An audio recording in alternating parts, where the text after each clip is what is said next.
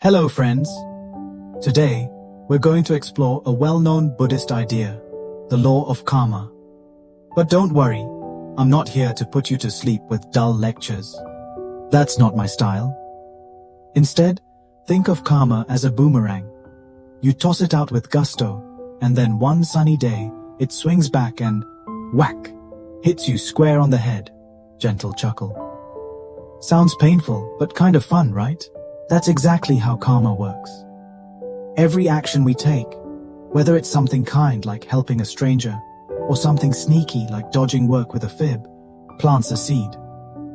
Sooner or later, we'll harvest either sweet fruit or a bitter lesson, depending on what we sowed.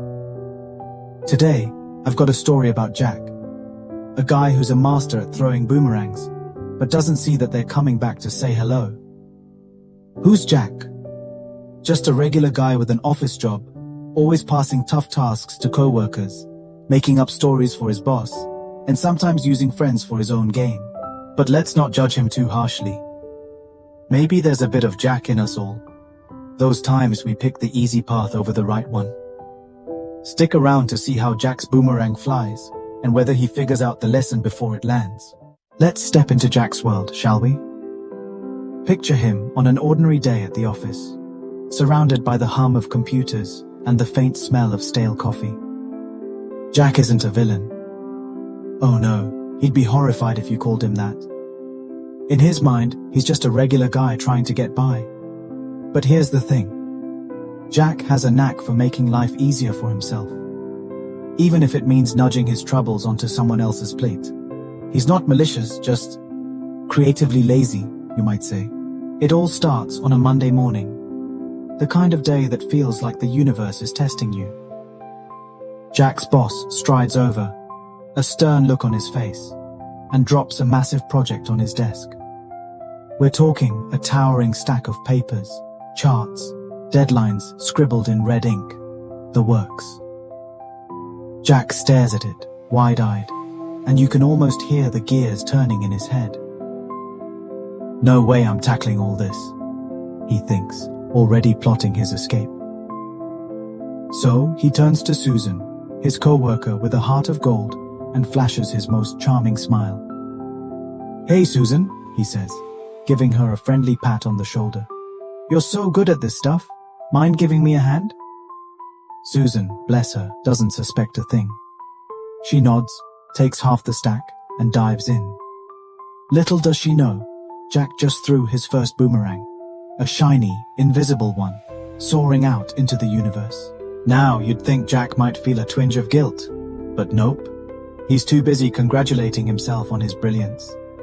He leans back in his chair, feet propped up on the desk, sipping his coffee like a king. Meanwhile, Susan's hunched over her desk, buried in paperwork.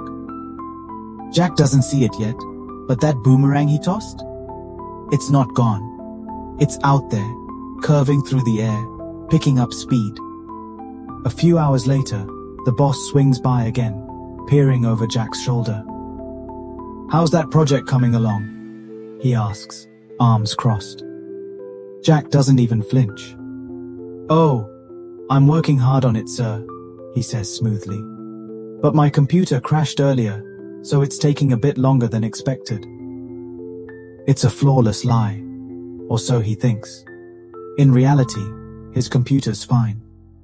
He's been sipping that same coffee, scrolling through funny cat videos on social media, and daydreaming about the weekend. The boss nods, satisfied, and walks away. Jack smirks. Another crisis averted.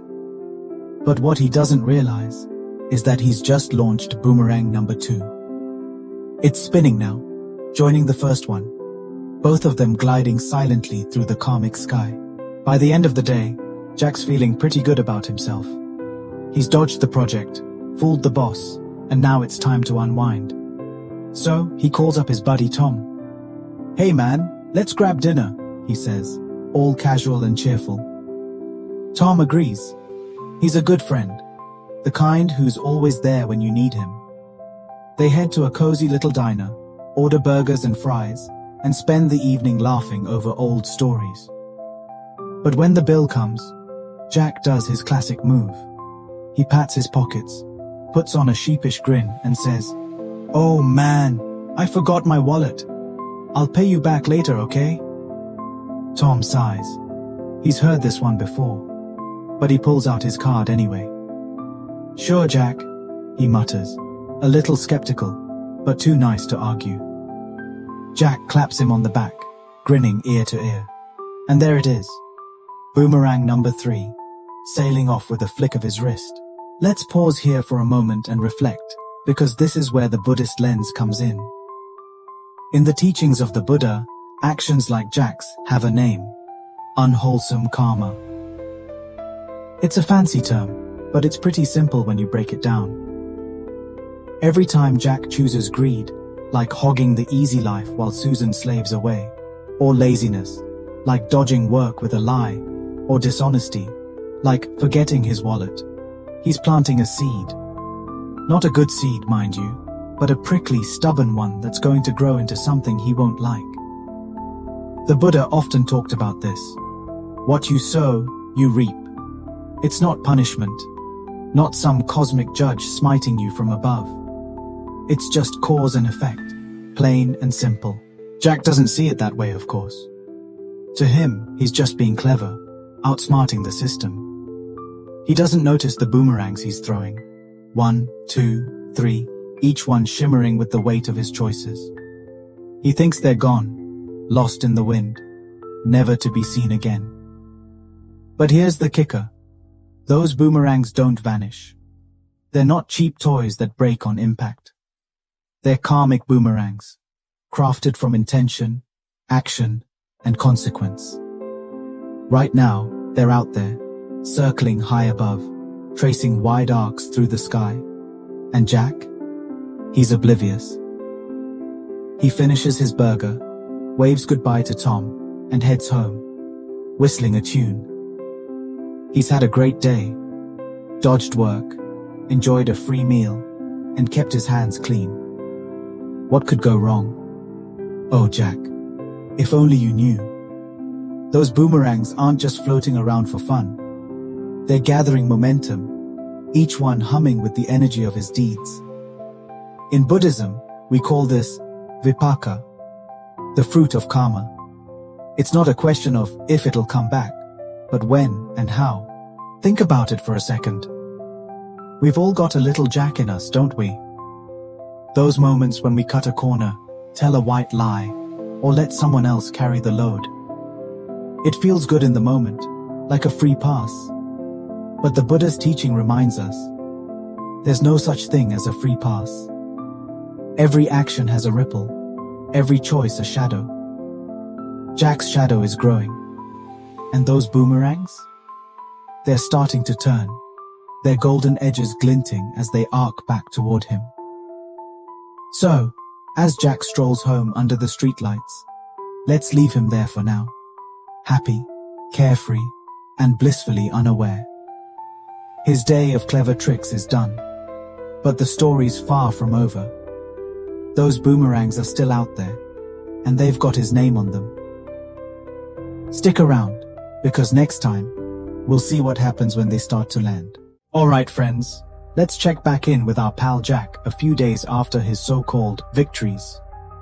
Picture him strolling into the office, chest puffed out, a little swagger in his step.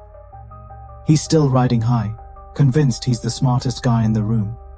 Maybe even the building. He's dodged work, outsmarted the boss, and scored a free meal. Life is good, right? But today, something feels off. There's a shift in the air, a subtle hum he can't quite place. Those boomerangs he so casually tossed out into the world? They're starting to curve back toward him, not with a loud crash or a dramatic explosion, but quietly, sneakily, like a breeze that catches you off guard on a still day. Let's start with Susan, Jack's ever-reliable co-worker. You remember her, the kind soul who took on half that massive project because Jack battered his eyelashes and flashed a grin. She's been slaving away for days, hunched over her desk, sipping lukewarm coffee just to keep going. Meanwhile, Jack's been kicking back, feet up, scrolling through memes. But Susan's no fool. She starts to notice something. While she's drowning in spreadsheets, Jack's nowhere near the action. Her suspicions grow, and by the time the next team meeting rolls around, she's ready. The boss asks for updates, and Susan, sweet, gentle Susan, turns to Jack with a smile that's just a little too sharp. "Oh, Jack's got this one," she says brightly. "Next time you're on your own though. I'm swamped." The room goes quiet. Jack nods, forcing a grin that doesn't quite reach his eyes. Inside, he's fuming. Susan? Turning him down? He didn't see that coming from her of all people. That first boomerang lands. It's not a knockout punch, not even close, but it's enough to make him blink twice and wonder what just happened. Next up is the boss. You'd think Jack's smooth lie about the broken computer would hold water forever, but bosses aren't always as gullible as Jack hopes. After that little fib, "Oh, I'm working hard, sir, but the machine crashed," the boss gets a glint in his eye. He's curious now, maybe even a tad suspicious. So he does what any good manager might. He calls in the IT crew. "Check Jack's computer," he says. "Let's see what's up." It doesn't take long for the report to come back. The machine's fine, not a glitch in sight. The boss doesn't waste time. He summons Jack into his office, leans back in his chair, and fixes him with a steady gaze. "I had it take a look," he says, voice calm but firm. "Your computer's working perfectly. Report honestly next time, okay?" Jack's face flushes red, a rare sight for a guy who prides himself on staying cool. He stammers out a, "Yes, sir," his usual confidence cracking just a bit. He thought he'd fooled everyone, slipped through the cracks like always. But nope. Boomerang number 2 comes swooping in, carrying a little dose of embarrassment and a pinch of shame. It's not a disaster, but it's enough to leave him squirming in his chair. And then there's Tom, Jack's loyal buddy. You'd think after the last forgot my wallet stunt, Tom might catch on, but he's too good-natured to hold a grudge. At least, not yet. So, when Jack calls him up again, "Hey man, let's grab dinner, my treat." Tom agrees, because that's just who he is. They head to their usual spot, a cozy diner with checkered floors and the best fries in town. They're laughing, swapping stories, and everything's great, until the bill arrives. Jack does his thing, pats his pockets, pulls that sheepish grin, and says, "Oh man, I forgot my wallet again. I'll get you next time, promise." But this time, Tom's ready. He bursts out laughing, a big, hearty laugh that fills the room. "Jack," he says, still chuckling. "What am I? Your personal ATM? You're paying this time, buddy." Jack freezes, caught off guard. Tom's never pushed back before. With no way out, he reluctantly digs into his pocket, pulls out his card, and hands it over. Inside, he's mourning that lost free meal, his wallet feeling just a little lighter than he'd like. The third boomerang touches down. Not a devastating blow, but it stings enough to make him wince. Now, let's step back and look at this through a Buddhist lens, because this is where the magic, or maybe the mischief, of karma starts to shine. In the Buddhist teachings, this is how it works. Small but steady, like a drip of water wearing down a stone. Jack's been planting seeds with every dodge, every lie, every shortcut. Those seeds aren't golden apples or sweet cherries. They're prickly little things, born from greed, laziness, and a touch of dishonesty. And now, they're sprouting. Not into towering trees yet, not into a full-blown crisis, but into tiny fruits, bitter ones, just big enough to catch his attention. Susan's polite refusal, the boss's stern warning, Tom's playful jab. These are the first whispers of vipaka, the ripening of karma. It's not about punishment, not some angry god smiting Jack from the heavens. It's simpler than that. Cause and effect, action and reaction. A boomerang doing what boomerangs do. Jack doesn't get it yet, of course, He's still brushing these moments off, telling himself they're no big deal. Susan's just busy, the boss is just picky, Tom's just joking. That's what he thinks. He doesn't see the pattern, doesn't hear the hum of those boomerangs circling closer. But they're there, glinting in the distance, their arcs tightening with every passing day. In Buddhism, we're taught that no action disappears into the void. Every choice leaves a mark. Every deed sends out a ripple. Jack's ripples are starting to lap at his feet. Gentle for now, but persistent. Think about your own life for a moment.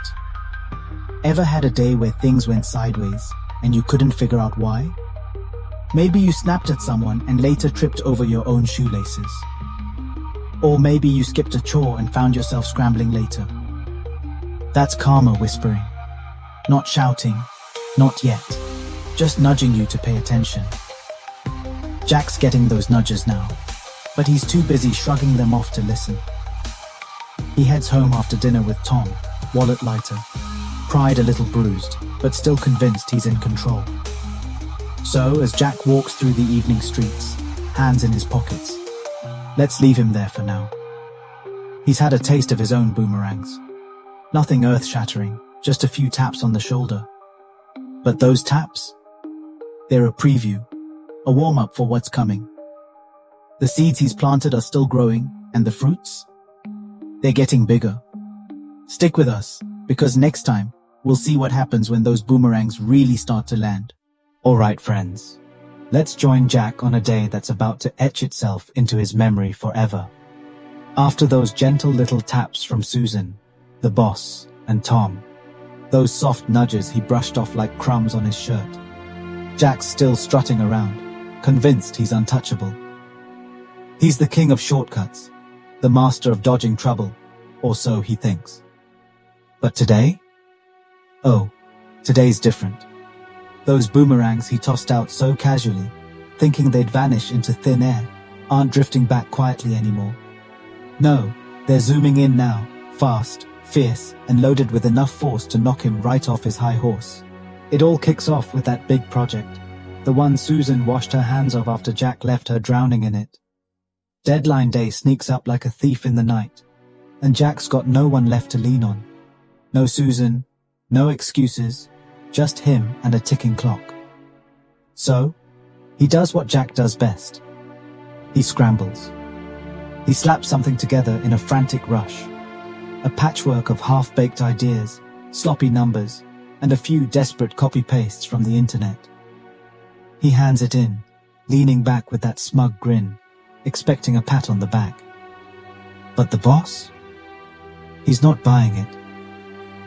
He calls the whole team into a meeting, sits down with Jack's masterpiece, and starts flipping through the pages. His frown deepens with every turn. "Jack," he says, voice cold as ice. "What is this?"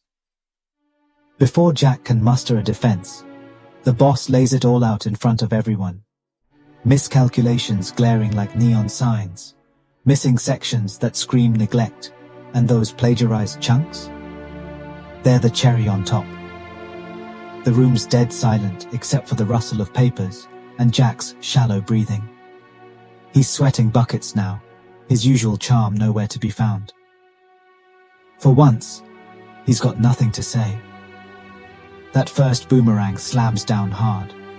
Not a playful tap this time, but a full-on wallop to his pride, leaving him reeling in front of the whole team. Jack still catching his breath when the boss drops the next bombshell. "Jack, you're off this project," he says, voice flat but final. "I'm handing it over to Susan. She'll get it done right." Jack's stomach twists. Susan? The one he dumped it on in the first place. Ouch. But the boss isn't finished. He locks eyes with Jack, leaning forward just enough to make it personal, and adds, "And next week, you're working with IT to check every piece of equipment in this office. No more excuses about broken computers." Jack's face goes pale, ghostly pale. That little white lie he spun so smoothly, the one about his computer crashing, it's back with a vengeance. He thought he'd buried it, but here it is, clawing its way out of the grave to bite him where it hurts. The second boomerang strikes, and this one's a doozy. It's not just embarrassment now, it's real consequences he can't wiggle out of. He's stuck, pinned down by his own words, and there's no charming his way free this time. And then comes the final blow, the one that really shakes him to the core. After that awkward dinner where Tom made him pay, Jack figures it's all water under the bridge. He's Jack, after all. People always forgive him, right? So he picks up the phone, dials Tom, and says, "Hey buddy, let's hang out tonight. Grab a beer, shoot the breeze, you know?" He's expecting the usual, "Sure, man." But instead, there's a pause. A long, heavy one. Then Tom's voice comes through, firm and tired. "Jack, I'm done. I'm tired of always covering for you. Dinners, favors, all of it. Find someone else to lean on." Click. The line goes dead. Jack stares at the phone, mouth open, brain scrambling to process what just happened. Tom, his best friend, his go-to guy, just walked away. He didn't yell, didn't curse, just cut the cord clean and left Jack standing there, alone. The third boomerang lands, and this one's the heaviest yet. It doesn't just sting his wallet or bruise his ego. It shatters the last shred of confidence he's been clinging to. He's not invincible after all. Let's take a step back now and look at this through the lens of Buddhism. Because this, friends, is karma showing its true colors. Jack's been planting seeds for weeks. Seeds of greed when he pushed work onto Susan. Seeds of laziness when he lied to the boss. Seeds of selfishness when he leaned on Tom. Those weren't pretty flowers he was sowing. They were thorny, tangled weeds. And now, they've grown into something big and unruly. The Buddha taught us this. By oneself is evil done. By oneself is one defiled. By oneself is evil left undone. By oneself is one purified. Jack's storm isn't some random punishment. It's the natural fruit of his own actions, ripened and ready to drop. That botched project, the IT assignment, Tom's goodbye. These are the vipaka, the results of his unwholesome karma, hitting him all at once like a triple whammy. But here's the thing about karma. It's not just about the fall. It's also about what comes next. Jack's standing in the wreckage of his own making, pride in tatters, friendships frayed, and a work week ahead that's looking pretty grim. He could double down, blame everyone else, keep throwing boomerangs like nothing's changed. Or, and this is the big question, he could pause, look around, and start to wonder, what am I doing? In Buddhism, every crash is a chance to wake up. The pain isn't the end, it's the signal. Will Jack hear it? Will he see those thorny trees for what they are and start planting something better? We're not done with him yet, so let's hold that thought and find out soon. And so, we've come to the end of our long ride with Jack. From the carefree days when he flung boomerangs of selfishness, laziness, and dishonesty into the world, to the moment they came spinning back and knocked him flat into a harsh reality. Picture Jack now, sitting alone in a dimly lit room, the faint glow of a lamp casting shadows around the wreckage of his choices. Maybe he's wondering, how did it all go so wrong? But here's the thing. This isn't the end of the story. In Buddhism, every fall, no matter how bruising, is a doorway to getting back up and starting fresh. So, what can Jack take away from this mess? First off, karma isn't some vengeful enemy or a cosmic Santa doling out rewards and coal. It's more like an honest mirror, showing us exactly what we've put out there. Imagine if Jack had chosen differently. If he'd pitched in to help Susan instead of dumping work on her. If he'd been upfront with the boss instead of spinning that yarn about a broken computer. Or if he'd happily paid for Tom's meal instead of pulling the forgot my wallet trick. Those boomerangs coming back? They wouldn't be painful thwacks. They'd be warm hugs, smiles, and respect from the people around him. The Buddha put it beautifully. Mind is the forerunner of all things. Mind shapes our world. Jack let his mind chase shortcuts. But the good news is, he's still got time to turn it around. He can start planting good seeds, small ones, like a sincere apology or a kind gesture, and watch how they bloom. Now, what about you? Jack's story isn't just his, it's ours too. Who among us hasn't tossed out a bad boomerang at some point? A little white lie, a lazy moment, a selfish choice? I know I have, but here's the beauty of it. We're not stuck with those mistakes. Every day is a fresh shot at picking better boomerangs. So today, what are you throwing out into the world?